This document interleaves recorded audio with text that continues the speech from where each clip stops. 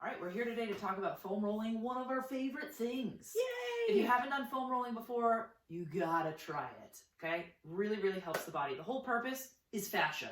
It absolutely is. You got fascia all over your body. In between your muscles, in between your muscles and your skin. And I'd like to show you why I prefer foam rolling before stretching. Okay. Okay? Yeah. Let me just grab this over here, Chris. Yeah. So, picture yourself out in the yard, shoveling snow, God forbid, for those of us in New England, or raking your lawn, right? And all of a sudden you have, or maybe going for a hike. Sure. Yep. And all of a sudden you have a knot, right? Well, if you stretch this knot, what do you suppose is going to happen? It's going to get tighter. However, if you roll it, now this is a rubber band, so it's not going to come apart, but you can see now It's just a loosen. how loose this is. So when it does come apart, now you can stretch it. Nice visual. Perfect. Okay. Okay, so that's the reason why we do it, especially before stretching, because a lot of, the old school frame of thought, and I don't know about you, but any gym class in high school is Right. Yep, all right, put me in, coach. Let's stretch. All right, and then we're ready to go, right? Right. People were tearing their meniscus and having all kinds of issues, and then foam rolling became a thing. So we've got different types of foam rollers, so let's talk a little bit about that. Awesome. Different densities. Yep. Okay. All right, so let's talk about this one. All right. This one's squishy. It's foldable, it's bendable, and for people who are heavier, this is definitely going to be a better option.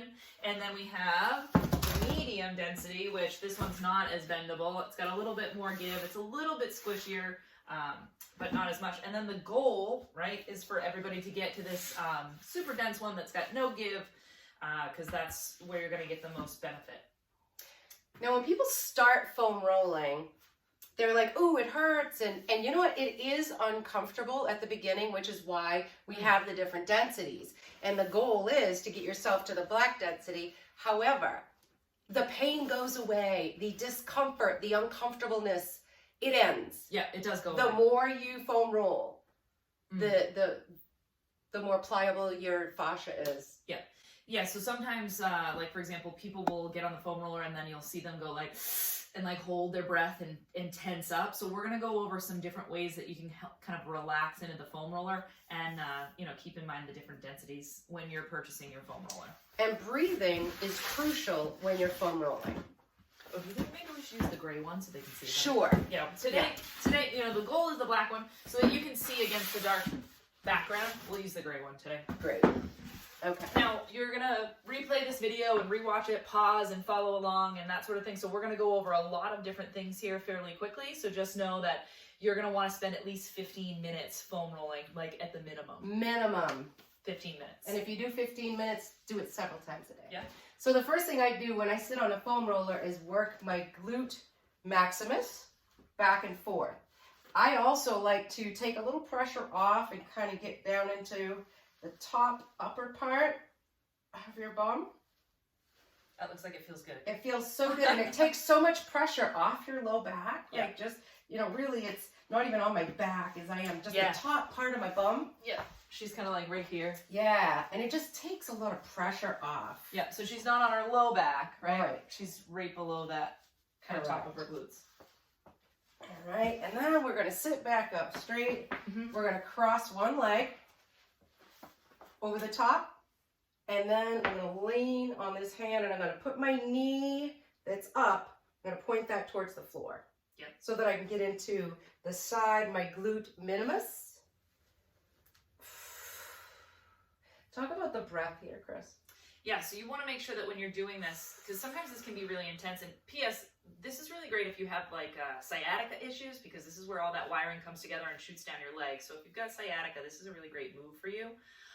But here's the thing though, if you're sitting on the foam roller and you're you see how Perla's moving slowly, she's breathing, holding the breath is only going to tense the muscle up more. So you really want to, do that canister breathing that we talk about in another video, where you're breathing into your belly and exhaling and relaxing your shoulders. So, you know, we kind of want to breathe in for a count of 4 and exhale for a count of 6. So really slow and controlled in terms of the breathing. And you can curl your back. So you see Pearl is kind of curling her back down so she can get into certain areas. And you can mess around with straightening your back out, you know, and just kind of be intuitive and think about what your body feels like it needs. Okay, so that's getting into kind of that glute medius and the glute max. So what's next, Perla? Next, we're going to go scoot right down to our hamstrings. Okay. And our glute tie-ins. That's where the hamstring meets the bottom of your butt. This can be definitely a sensitive area, especially if you just started working your hamstrings.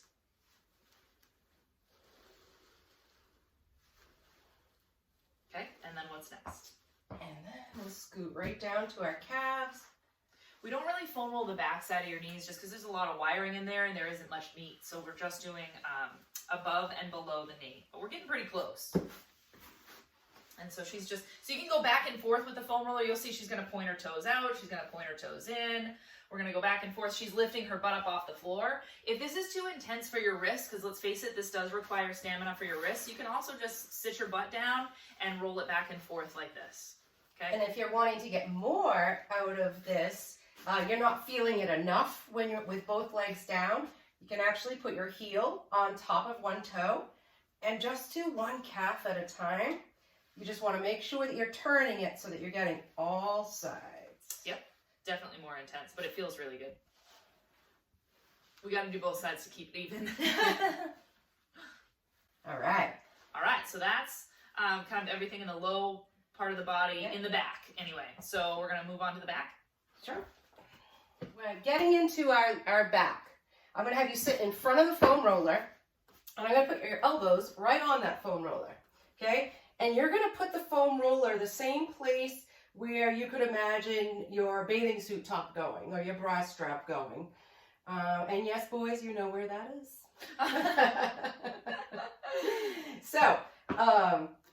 So from here, I'm just going to have you bring your hands in front, and you're just going to lift your bum a tiny bit. And we're just going to roll back and forth. And she's going basically from, like on her body, she's going from the base of her rib cage up to the top of her shoulders. So she's not really foam rolling her low back right now. Just there's other ways that we can get to that if you're still working on your core stability, just so that we're not going to throw any vertebrae out of whack. And now I'm going to lift my arms up to get a little more intense in between my shoulder blades. And if you're not comfortable with this, you can keep them down, but I want your bum lifted. Yeah. And the other thing that you can do, like, you know, she's got her hands above, but you can cradle your head in your hands. So if you're feeling a lot of tension in your neck, go ahead and cradle your head in your hands as you're going back and forth. Make sure that you're breathing. And again, we're coming right up to the top of the shoulders. We're not going over that bump in the back side of your neck. So just so you know where that stopping point is, we're not going over that. Yep, extend your arms up. You're going to feel it in different parts. So when I do this, I feel it a lot in my traps.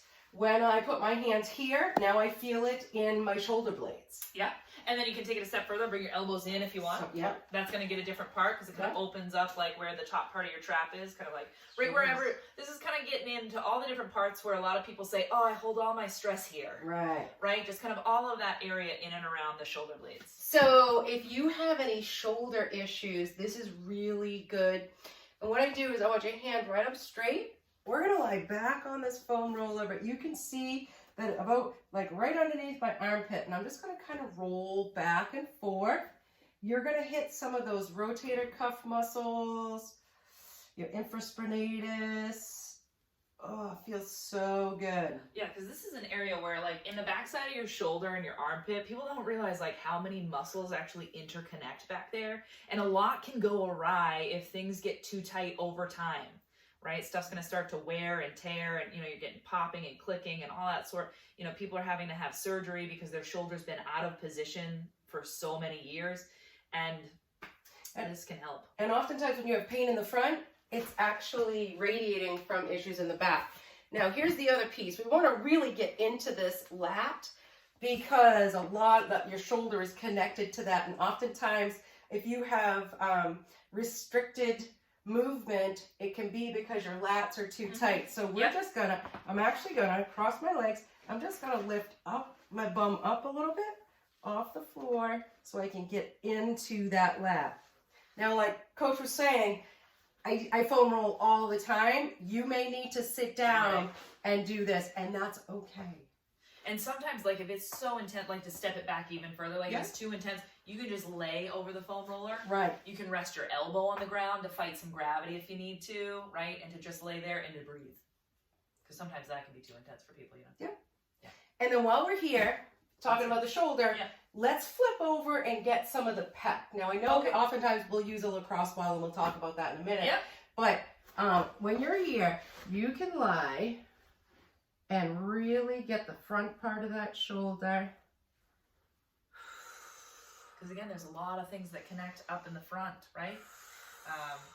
Your pec muscle ties into everything in the front of the shoulder, and if that gets tight, right, especially because we spend a lot of time doing T-Rex arms while we're typing and looking at our devices, everything gets shorter and tighter and shorter and tighter, and this helps break that up.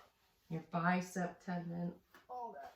Yeah. All right. So go, if you're doing the front, you want to go all the way down to the front of the bicep. Sure will. So she's going all the way down the front of her bicep in the front, because again, if you're spending a lot of time texting and you're on your phone, your bicep is going to start to get shorter. You're going to start to get issues in your elbow, your wrist, your neck. So making sure that we get to that front of that bicep, and you're seeing her play around, like she's got her hand up, she's got her hand down. Yeah, so she's going into the back side of her tricep, in her arm. So just kind of everywhere you got meat on your body, you can foam roll it, right? And it feels really good. And that goes back to that piece of being intuitive. So you can do your forearms. We're going willy-nilly here. We are. Going all kinds of crazy. At this point, let's go ahead and lie down. Yes, this is everybody's favorite. Right? You're going to put that foam roller behind your neck. Yeah. And we're going to say, yes, please. Yep, so she's just nodding her head up and down. Good, making sure that you're breathing. Ooh, we just relaxed about like 10 degrees of tension over here. This is amazing. So she's going up and down, and then you can also We're going to go next. Side to side. Yeah. It's going to be next. This one's my favorite. I know people say, Crystal, why don't you just coach an hour long of this? What's with that? And sometimes we do. All right. The reason I went this way is because I want to show you how I turn just a tiny bit to get into those hip flexors and where your quads meet your hips. Yep. And again, you'll notice I roll back and forth as well. She's kind of getting into everything in here in the front, where this kind of your quad meets your hip flexors, which I know a lot of the muscles at the top of your quad become your hip flexors. And she's doing both sides. Yeah. All right. And again, remember, you can go forward and back on the foam roller, and you can also go side to side. Let's show it this way. All right. So we're going to lie on it. And just like we did with our glute, we're going to come up that 3/4 of the way up. And you can really feel that. And again, this piece can be really intense for people. And so she's going from her hip, and then we're going to also, you can work down a ways towards the knee, right? And I just want, like, this back foot, there's nothing. Like, all the tension is on my right foot. My left foot is just dragging behind me. Just relax. Yep. All right. And then we'll move the foam roller down a little bit to our quads. And again, like we did with our hamstrings, we want to take our toes out and neutral and in. Okay, and you'll notice Perla's up on her hands right now because Perla is strong, and like we've talked about, she's done this before, but if you need to be down on your forearms, right, because you feel like a lot of pressure in your low back, being down on your forearms is going to help alleviate some of that. Put in here. So we're going to be, you're going to take your back foot, put it in the front, okay? So you're on this elbow, this foot, and this will take pressure off that IT band, so I could lift myself up off it. So if this is not comfortable for you, you really want to use the front foot for your tension. Your goal is to be able to get up on that thing. Yep. And as it becomes pliable, you'll be able to. Right. And just, you know, be patient. This is like anything else, right? So you've built this tension over the years in life that you have lived. It's not going to be undone from one foam rolling session. So do make sure that you stay with it, stay patient, and just slowly work on building up the stamina.